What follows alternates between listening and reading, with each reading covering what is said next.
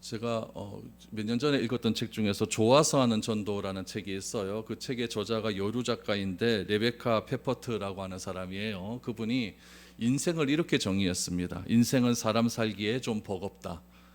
맞죠? 인생은 사람 살기에 좀 버거운 것 같습니다.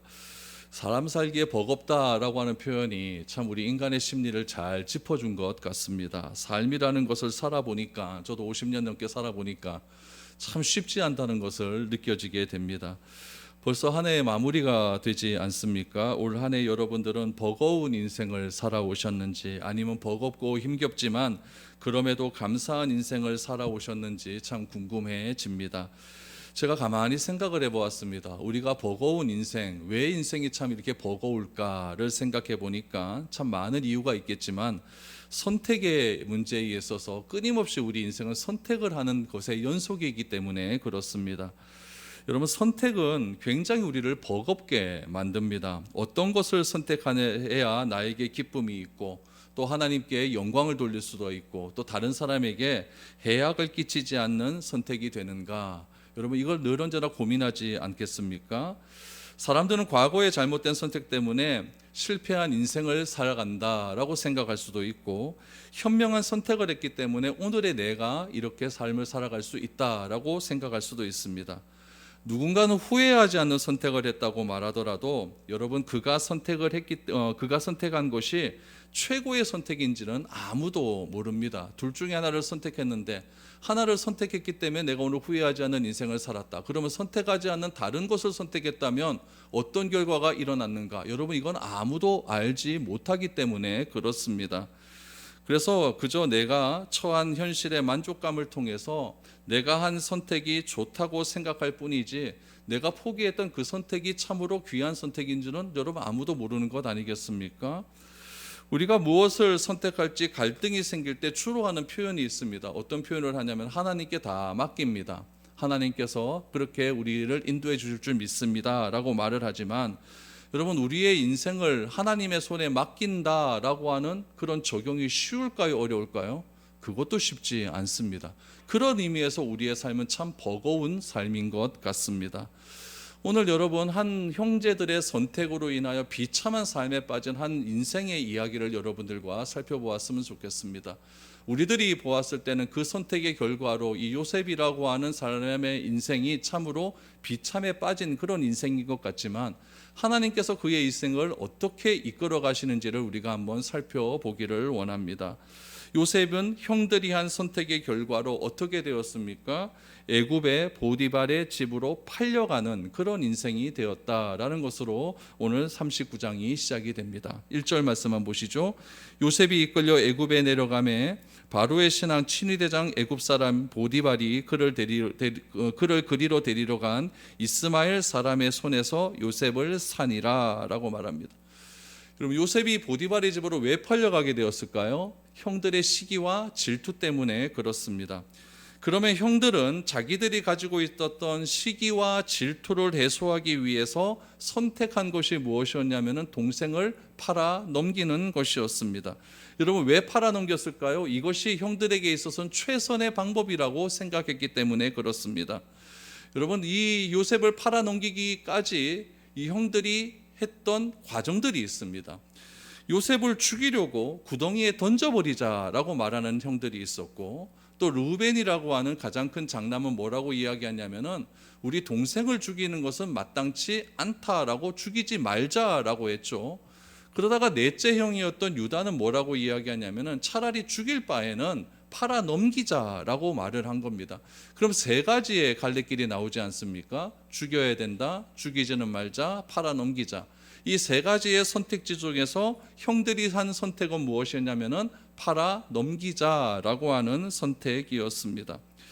그런데 신기한 것은 우리의 시선으로 요셉을 바라본다면 여러분, 요셉과 같은 삶을 살고자 하는 사람은 아무도 없을 것입니다. 그러나 성경은 그 요셉 형들이 한 선택의 결과로 요셉에게 일어난 상황을 어떻게 표현하고 있냐면 형통의 삶이다라고 표현을 하고 있습니다. 오늘 본문에서 일어난 형통의 삶은요, 요셉에게 딱 2번 일어나게 됩니다. 여러분, 그 형통의 삶이 과연 어떤 삶이었는지를 오늘 본문을 통해서 한번 살펴보았으면 좋겠습니다. 첫 번째 형통의 삶은 성경은 이렇게 이야기합니다.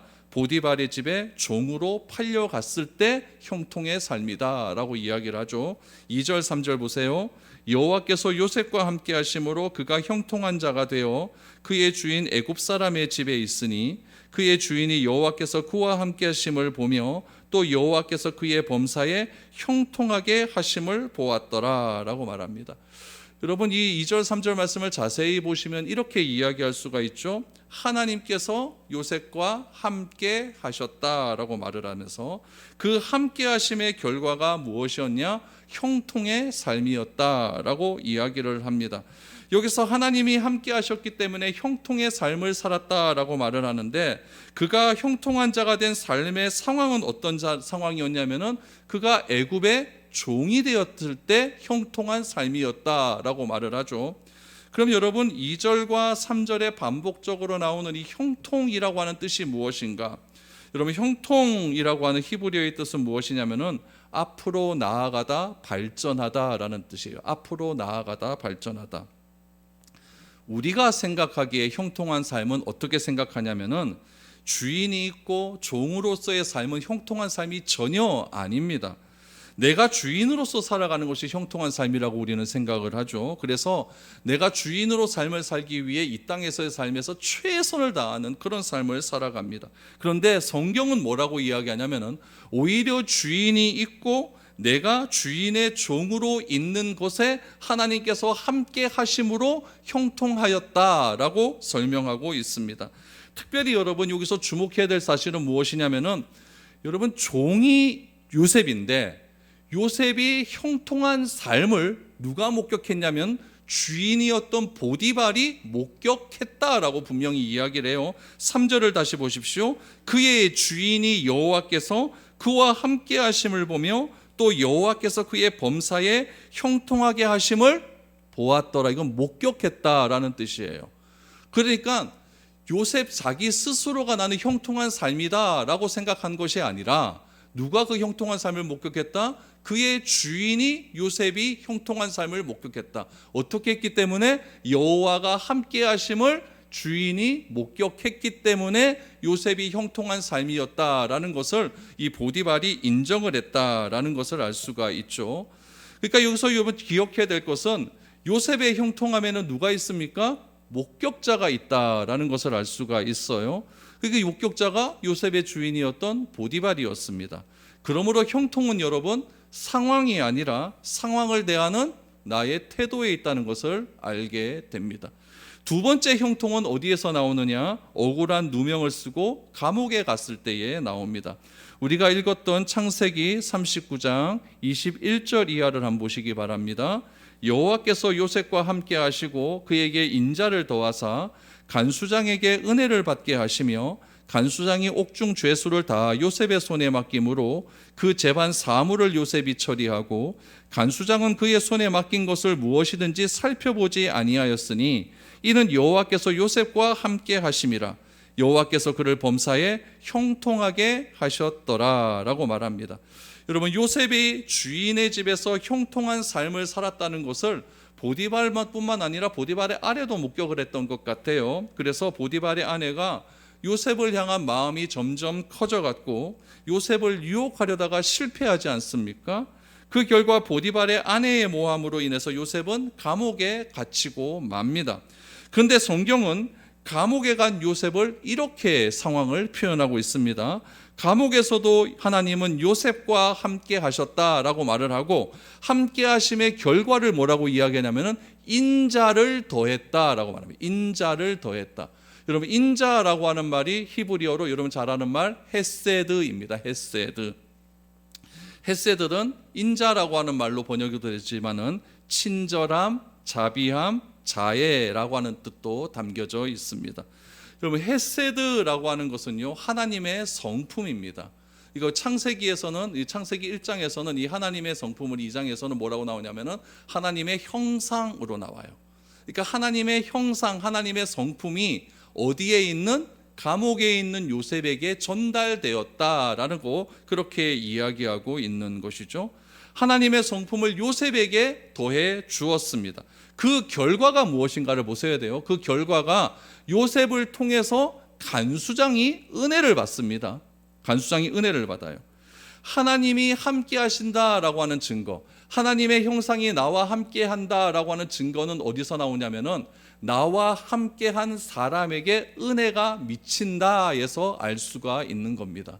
나와 함께 오랜 시간을 보내고 있는 사람이 나 때문에 힘들어하고 나 때문에 괴로워하는 것은 하나님의 함께 하심의 증거가 아닙니다. 나와 함께 거주하고 우리 가족들이죠. 나와 함께 신앙생활을 하는 여러분들이 나 때문에 뭘 받아야 돼요? 은혜를 받아야 돼요. 그것이 여러분 하나님께서 함께 하신다고 하는 것의 증거다라는 이야기죠. 내가 다른 사람에게 해를 입히는 삶이 아니라 은혜를 받게 하는 사람이 하나님의 사람이다라는 것을 알 수가 있어요. 그 결과로 말하는 거예요. 그 결과, 하나님께서 함께 하심으로 요셉을 범사에 형통하게 하셨다라고 성경은 말을 합니다. 여러분, 여기서도 형통하심의 목격자가 등장을 합니다. 누구예요? 간수장입니다. 간수장은 옥중에서 요셉에게 모든 일을 다 맡겨버려요. 키를 줬다라고 하는 이야기죠. 그런데 여러분, 참 재미있는 사실이 무엇이냐면 23절 말씀에 보면은 그의 손에 맡긴 것을 무엇이든지 살펴보지 않았다라는 거예요. 여러분, 내가 앞에 있어요. 앞에 있고 내 명령을 따르는 사람이 있는데 그 사람에게 무엇인가를 지시하면은 항상 그 명령을 내린 사람은 그 지시한 사람을 점검하게 되어 있습니다. 잘 하는가 잘 못하는가, 언제까지 해 이렇게 하죠. 그리고 언제까지 기한을 딱 정해놨으면은 이건 네 잘하고 있어? 수시로 점검하지 않습니까? 그런데 이 간수장은 요셉에게 모든 일을 맡겨놓고 점검했다 안 했다? 점검하지 않았다라는 이야기죠. 왜 점검하지 않았습니까? 간수장도 하나님께서 요셉과 함께 하심을 보았기 때문에 그렇습니다. 그래, 그 목적의 결과가, 그 보았음의 그 목적의 결과가 뭐다? 형통함이었다라는 것을 알 수가 있습니다. 여러분, 요셉이 형통하게 되었다는 것은 이 두 가지 창세기 39장 외에는 절대 나오지 않습니다. 우리가 생각하는 형통은 어디에서 나와야 정상입니까? 요셉이 총리가 되었을 때 나와야 정상입니다. 그러나 성경은요, 총리가 되었을 때 요셉이 형통했다라고 하는 말은 단 한마디도 나오지 않습니다. 요셉이 형통했다고 하는 말은 딱 39장에 3번 나오는데 그 3번의 결과가 어디 있느냐? 요셉이 종으로 팔려갔을 때, 그리고 감옥에 있었을 때, 그때 형통했다라고 나오고 있다는 이야기죠. 여러분, 생각해 보세요. 요셉이 총리가 되었을 때 형통한 삶을 살았다면 우리의 입술로 나오는 고백이 있어요. 그럼 그렇지, 하나님은 모든 일에 합력하여 선을 이루시는 분이야. 이런 말에 정확한 적용이 났다라고 생각할 것 아니겠습니까? 하나님이 요셉이 고난의 끝에 총리가 되게 하셨다, 그렇게 이해하기가 쉬울 것 아니겠습니까? 그러나 여러분, 보디발도 간수장도 억울한 상황에 있는 요셉이 하나님과 함께 하신다는 사실을 목격했다라는 이야기예요. 그리고 하나님께서 그와 함께 하셨다고 증언을 하고 있습니다. 그렇다면 요셉의 생애에 있어서 형통하게 하셨다라고 하는 말의 의미는 우리가 생각하는 여러분 형통과 또 합력하여 선을 이루신다라고 하는 의미와는 조금 다른 의미가 아닌가, 이렇게 생각할 수가 있는 거예요. 그렇지 않습니까? 우리는 여러분, 내가 고난을 받는 이유가 하나님께서 나에게 어떤가 좋은 것을 주시기 위해서 고난을 받게 하신다, 그 고난의 결과가 형통이다, 이렇게 생각하지 않습니까? 그런데 요셉의 경우를 보면 전혀 그런 결과가 나오지 않아요. 오히려 고난의 때 형통하게 되었고, 내 눈으로 보기에 잘 되었을 때 형통이 아니다, 형통이라는 단어가 나오지 않는다라는 이야기예요. 이것을 여러분, 우리가 어떻게 바라보아야 될까요? 결국 12살 된 요셉이 경험한 상황과 환경은요, 정말 어둡고 절망의 상황이었지만 그 어려움과 절망의 시간조차도 여러분, 하나님의 계획 속에서 이루어지고 있는 시간이었다는 것을 내가 받아들일 때 이 오늘의 본문이 해석될 수가 있습니다. 그러므로 여러분, 합력하여 선을 이룬다라고 하는 그 말을 할 때는요, 그 선은요, 합력하여 선을 이룬다 말할 때 그 선은 내가 원하는 것이 이루어진다가 아니에요. 아니라 내가 추구하는 목적이 달성되었다도 아닙니다. 합력하여서 이루시는 선은 하나님의 원하심이 우리의 삶을 통하여서 드러나는 것이 하나님의 선입니다. 그렇기 때문에 목격자가 나오는 거예요. 하나님의 뜻은 상황에 따라서 바뀌어지는 것이 아니에요. 그러나 우리는 상황에 따라서 내 생각에 하나님을 바라보는 시각이 달라지지 않습니까? 하나님의 뜻은 어떠한 상황 속에서도 어떠하기를 원하면은 동일한 신앙을 갖기를 소망하는 거예요. 그것이 어려운 상황이든 괴로운 상황이든 억울한 상황이든 오해를 받는 상황이건 아니건 내가 목적을 이룬 상황이건 간에 동일한 하나님에 대한 시선과 믿음을 갖기를 원하고 있다라는 이야기죠. 그래서 합력하여 이루시는 선은 하나님이 원하심이 우리의 삶을 통해서 아름답게 드러나는 것이 합력하여 이루시는 선이고, 우리가 생각하는 편안하게 누리는 상태의 선은 아니다라는 것을 알게 됩니다. 그래서 3절과 23절에서 형통이라고 하는 말을 사용할 때 공통적으로 표현되는 형통 앞에 있는 부사가 있어요. 그게 뭐예요? 범사입니다. 범사. 범사에 형통하게 하셨더라. 이 말이 굉장히 중요합니다. 범사라는 것은 지난주에도 말씀하셨죠. 모든 상황 가운데라고 하는 뜻도 있고 모든 일이다라고 하는 뜻도 있어요. 지난주에 범사에 감사하라라고 하는 것이 논리적으로 충돌한다고 말씀을 드렸죠. 왜냐하면 어떤 상황에서도 우리가 감사할 수 있는 존재는 아니기 때문에 그렇습니다. 감사라는 것은 여러분 삶도 한번 생각해 보세요. 저도 마찬가지입니다. 감사라는 것은 특정한 사건 속에서 감사가 나와요. 그 사건 속에서 어려움이 해결되었을 때 감사가 나와요. 하나님 감사합니다. 응답받는 것에 대한 자발적인 기쁨으로 감사가 나오는 것이지 내 상황과 내 생각과 맞지 않는 일에 감사가 나오지는 않습니다. 그러므로 여러분, 특별한 상황이 나에게 이루어지면 내가 목적한 거죠. 그것이 이루어지면 형통이란 말을 사용할 수 있습니까? 없습니까? 있어요. 그런데 모든 일에 형통한다라고 하는 것은 논리적으로 충돌이 되는 거예요. 그렇죠? 이 땅에서의 세계관 속에서, 이 땅에 살아가는 우리의 시각 속에서 범사에 형통한 것은 안 됩니다. 어떻게 내가 범사에 형통할 수가 있어요? 아프면 범사에 형통함이 안 나오죠. 아픈데 무슨 범사에 형통함이 나오겠습니까? 그러나 그리스도 예수 안에서는 범사의 형통함이 가능하다라고 하는 것이 성경이 우리에게 주는 메시지입니다. 그러면 요셉에게 일어난 이 고난의 결과, 결국에는 형들의 잘못된 선택으로 인하여서 요셉에게 이런 고난의 결과가 나온 것 아니겠습니까?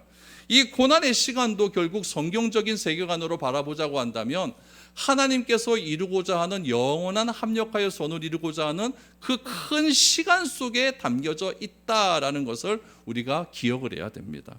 그러므로 형통은 상황이 아니라 그 상황을 대하는 나의 태도다. 이렇게 정리가 됩니다.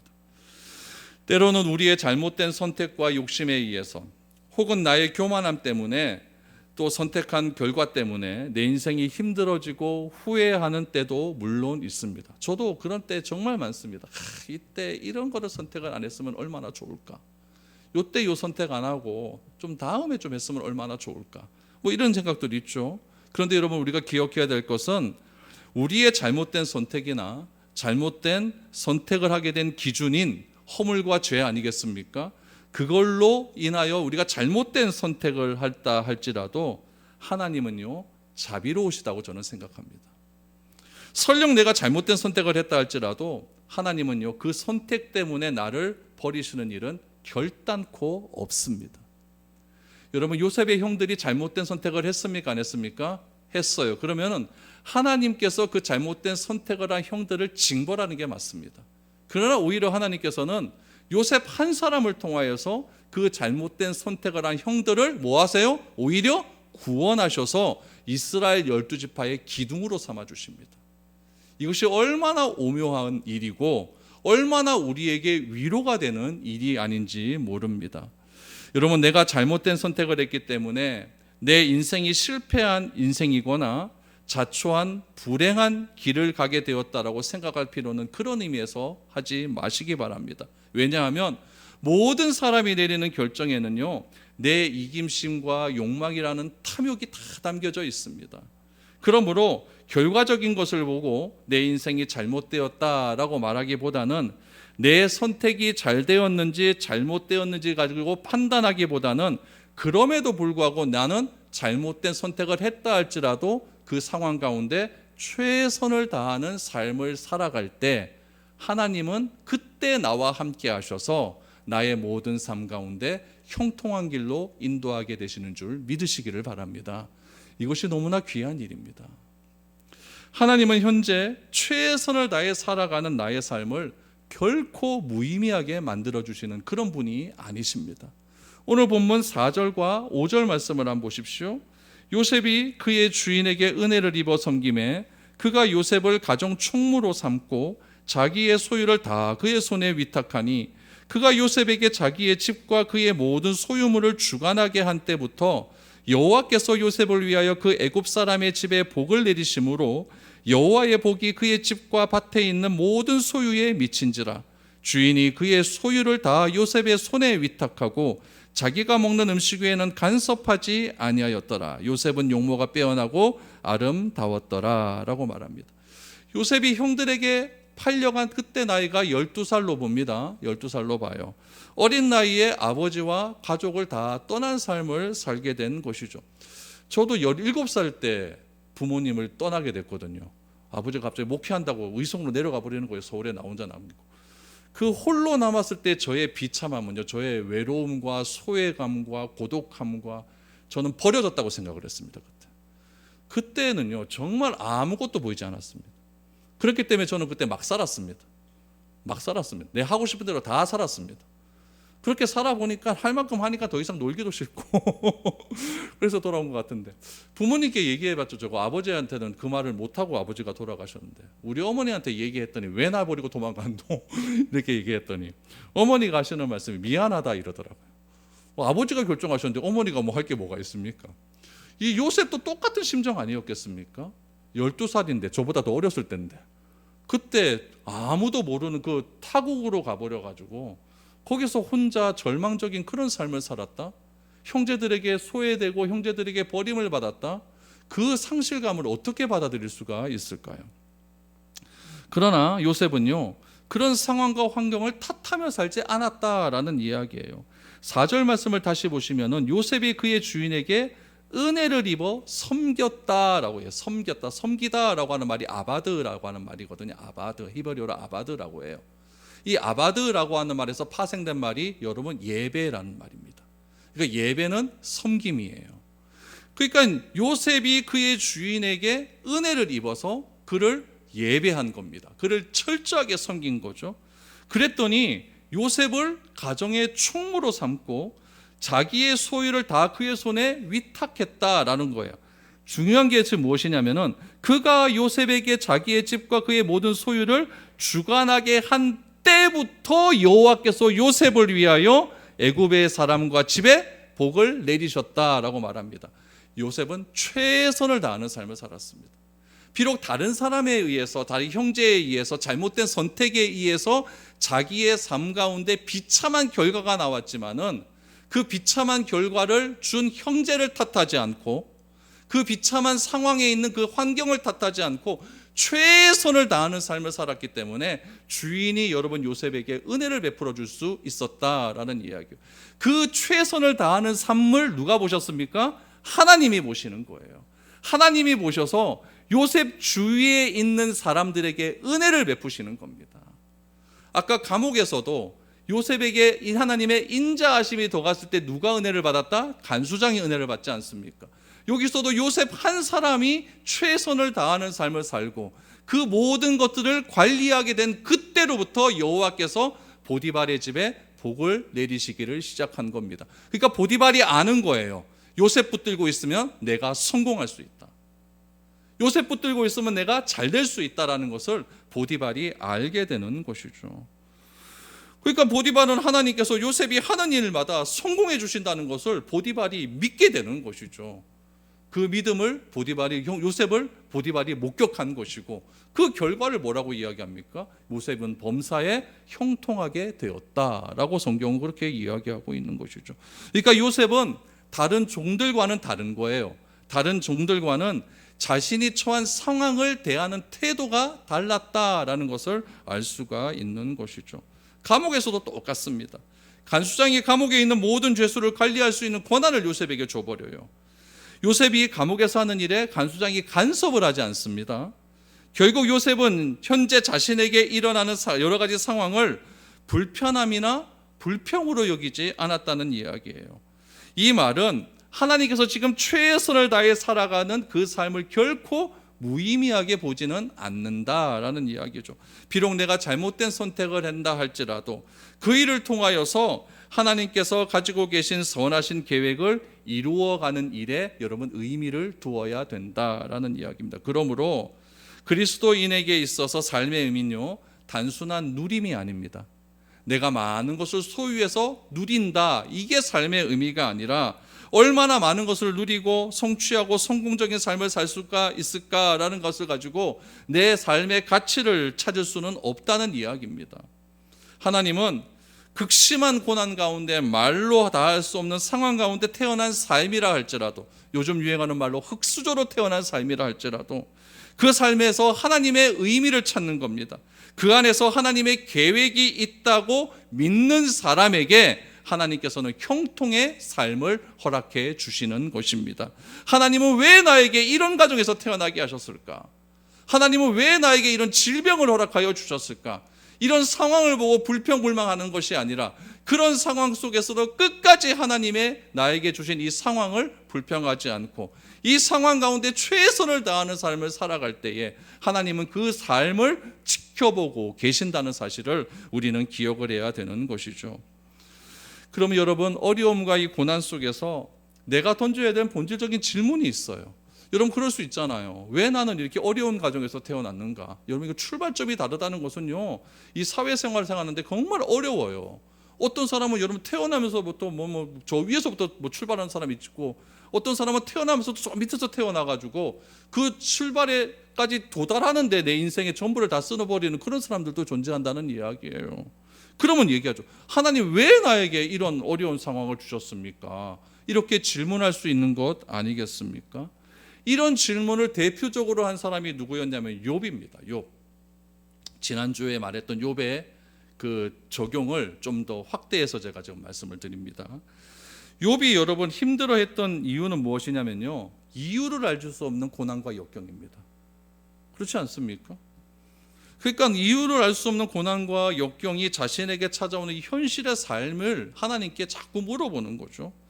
끊임없이 하나님께 질문하기 시작합니다. 욥이 했던 대표적인 질문 중에 하나가 이겁니다. 욥기 10장 2절을 보십시오.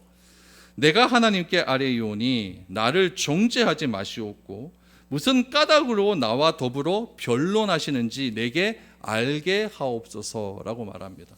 여러분, 요거를 요즘 말로 하면 왜 하나님 나에게 이런 고통을 주십니까? 이 얘기예요. 왜 나에게 이런 고통을 주십니까? 그러니까 나에게 이런 어려움을 주시는 이유를 좀 내가 알아야겠다라고 욥은 질문하는 것이죠. 그런데 집에 가셔서 욥기 10장을 한번 읽어보십시오. 10장 이유를 쫙 보시면요, 욥이 뭐라고 이야기해요? 쟤도 죄 많이 짓는데 왜 쟤는 형통하게 삽니까? 쟤보다 내가 의로운 삶을 살았는데 왜 쟤는 병이 안 걸립니까? 다른 사람은 잘 사는데 왜 나는 의로운 삶을 살았고 하나님도 인정하시는 삶을 살았는데 왜 나에게만 이런 어려움을 보이십니까? 라고 끊임없이 하나님께 질문을 하는 장면이 나옵니다. 그래서 왜 하나님의 눈은 나의 허물만 보십니까? 이렇게도 얘기해요. 그럴 수 있지 않습니까? 하나님께서는 욥을 창조하신 분 아닙니까? 그럼 나를 잘 살게 해주셔야 되는데 왜 이 모양 이 고통스럽게 나를 죽이려고 하느냐, 이렇게 질문을 하죠. 이런 질문을 계속적으로 반복하고 있는 가운데 친구들이 찾아와서 하는 말이, 욥 네가 잘못했기 때문에 죄의 결과로 인과응보 때문에 이런 일이 일어난 거다라고 이야기하는, 욥은 그게 억울한 거예요. 그게 억울한 거죠. 그래서 욥은 하나님께 왜라는 질문을 자꾸 던지기 시작을 합니다. 그런데 여러분, 고난 가운데 있는 사람들이 하나님께 토로하는 왜라고 하는 질문의 의도 가운데 저는 생각을 합니다. 어쩌면 고난의 이유와 원인과 고난 이후에 찾아오는 목적과 유익이 아니라 이 어려움을 당하고 있는 현실 속에서 하나님은 진짜 나와 함께하고 있는 건 맞습니까? 이런 질문이 포함되어 있다고 저는 생각합니다. 폴란드의 여러분 유대인 그 수용소에서 폴란드 그 독일 나치당이요 독가스를 막 퍼부었을 때 벽에 써 있는 것이 하나님이 지금 나와 함께 하십니까? 이런 벽에 쓴 글귀가 발견이 되었어요.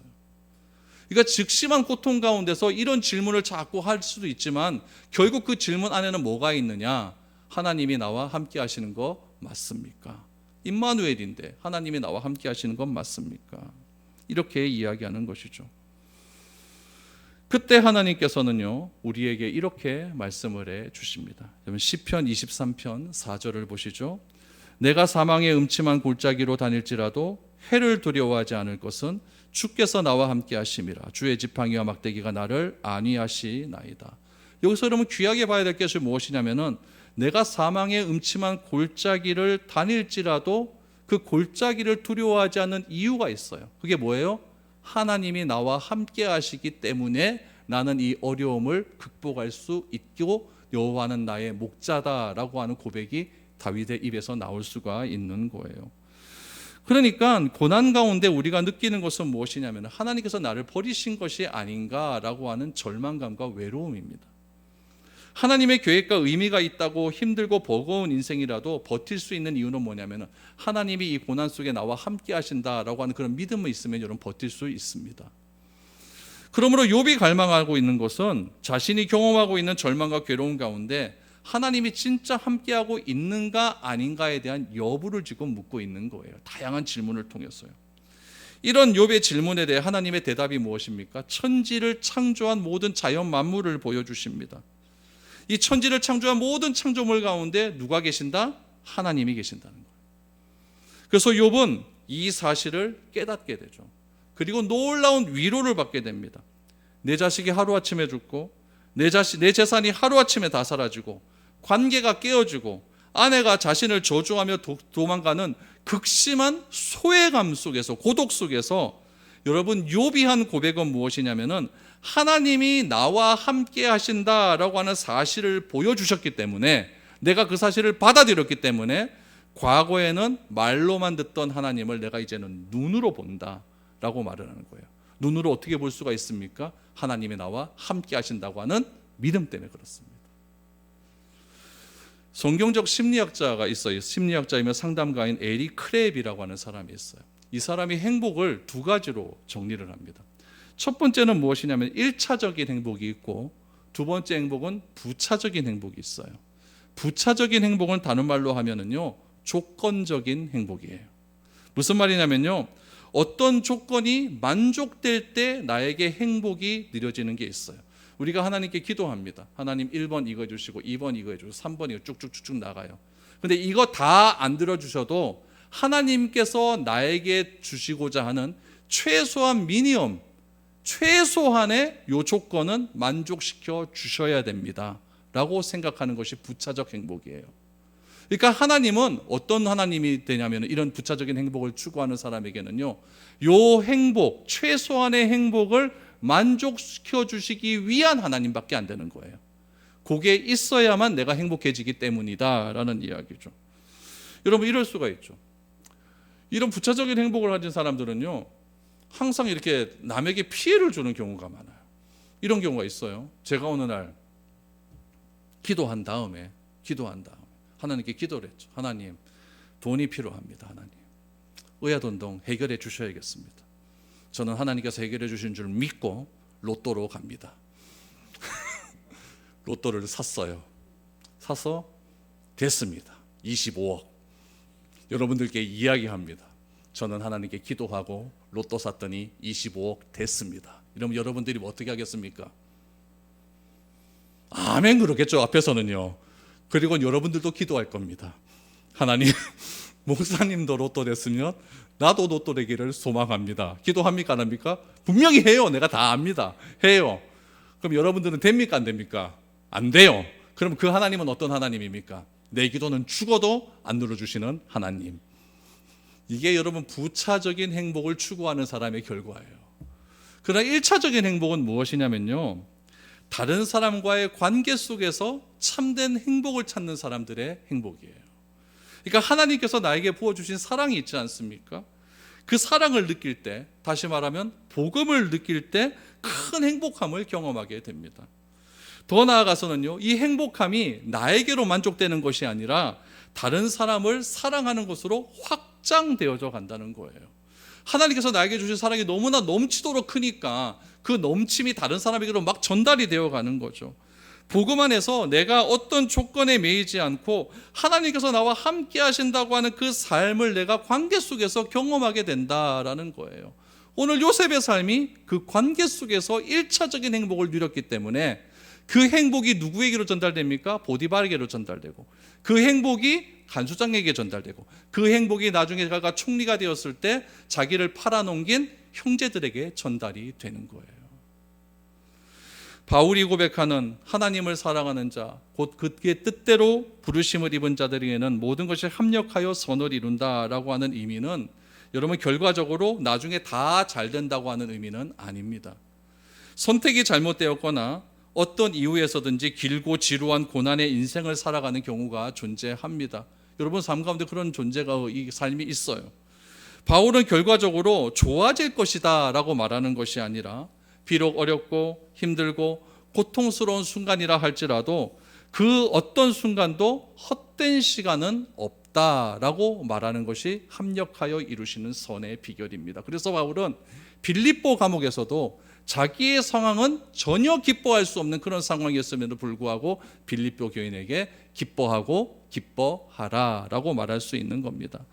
여러분, 우리가 힘들고 어려운 시간을 버텨낼 수 있는 것은 과거의 시간이 낭비되거나 헛되이지 않으며 설령 나의 잘못된 선택으로 발생한 일이라 할지라도 하나님은 그것을 절대로 헛되게 하시는 분이 아니다라고 하는 것을 받아들이는 것이 믿음입니다. 하나님이 말씀하시는 선은 단순히 편안하고 형통한 삶이 의미가 아니라 고난을 힘들게 견뎌낸 그것도 하나님 앞에서 의미가 있는 삶이라는 것이 하나님께서 우리에게 허락하시는 선의 의미다라는 것입니다. 여러분, 저는 여러분들이 하나님의 관계 속에서 기쁨을 누릴 수 있게 되기를 축복합니다. 그 기쁨이 저에게도 여러분들에게로 마구마구 흘러나갈 수 있기를 소망합니다. 이번 한 주간 하나님이 주신 시간 속에서 하나님과의 관계 속에서 풍성한 기쁨을 누리시고 그 기쁨을 많은 사람들에게 나누어 줌을 통하여서 여러분들의 삶을 통해 하나님이 함께 하심이 증명되어질 수 있는 복된 하루하루가 될 수 있기를 주님의 이름으로 축복드립니다.